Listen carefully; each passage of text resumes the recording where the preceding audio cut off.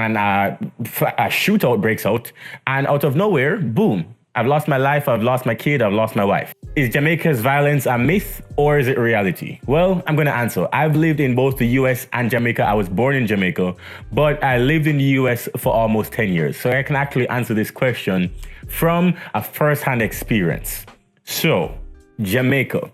People think that it's the most dangerous country in the Caribbean, but what they may not realize is that there are actually other countries or cities more dangerous in the Caribbean than just the entire Jamaica. For example, in the last year alone, Trinidad and Tobago has actually been more violent than Jamaica. In Jamaica, even though there is violence, here's the first thing that you need to keep in mind.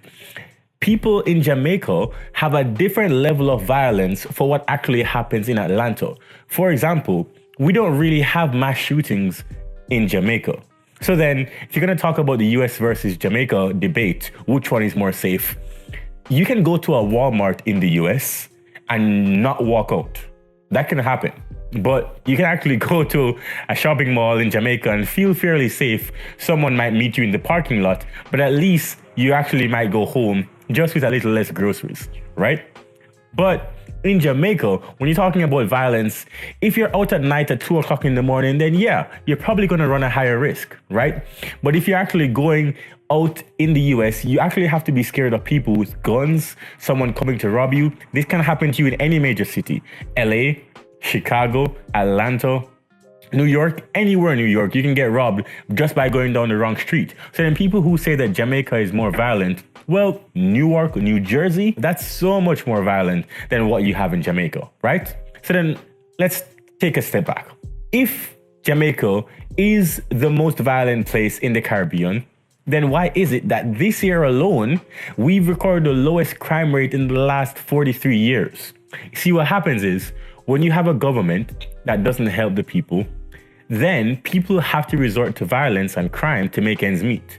And so then, is the violence in Jamaica just because the people is violent or the culture is violent or the people are violent? Or is it because they need to eat? Think about this. When was the last time that you had a rich person rob somebody on the street? That doesn't make sense. Why would you risk jail time and amazing life just for $100?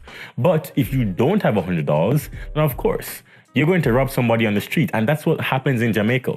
People get into fights for shoes for $100, for, $50 even. And then, something happens and someone gets stabbed. That's kind of what happens in Jamaica. But it's because people are in survival mode. They don't have a lot of money and resources to make ends meet. That's why that happens in the US less. But as Jamaica in the last 15 years has seen more economic development, then people don't need to do those things. Tourism is at an all-time high post-pandemic. So then people aren't going around just stabbing people for no reason.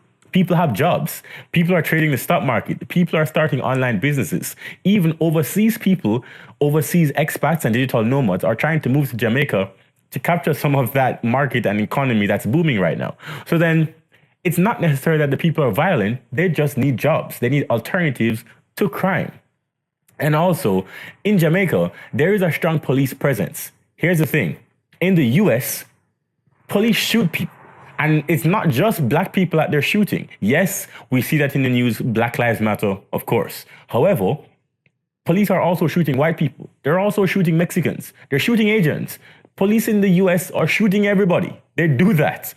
But if you are looking at what's happening in Jamaica, I remember the last time I went to Jamaica, my friends. And I felt safe when I saw a police at the stoplight. As a black man who lived in the US for about a decade, I have never, ever felt safe driving, especially because I drove a Mercedes and a police is in my vicinity, in my peripheral. I've never felt safe with that happening, right? But every time I see a police in Jamaica, I'm like, oh, great. The police are here. I feel safe. I feel great. The most that's going to happen in Jamaica, it will tell you, is that you get pulled over and they just want some type of bribe. Yes, that does happen in Jamaica. Police do bribes. I'm not saying that you should try it, but the most that will happen is that a cop will pull you over and you probably have to just pay them $10 or $20, right? But I'm not scared for my life.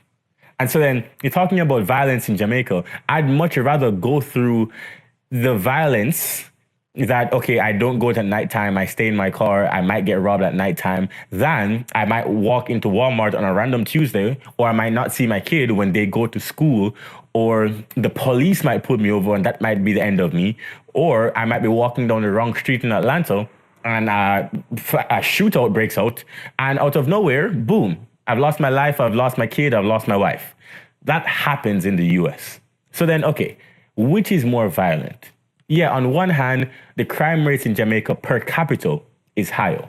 But do you actually feel safer in the US? Do you actually feel safer walking down the street in any major city?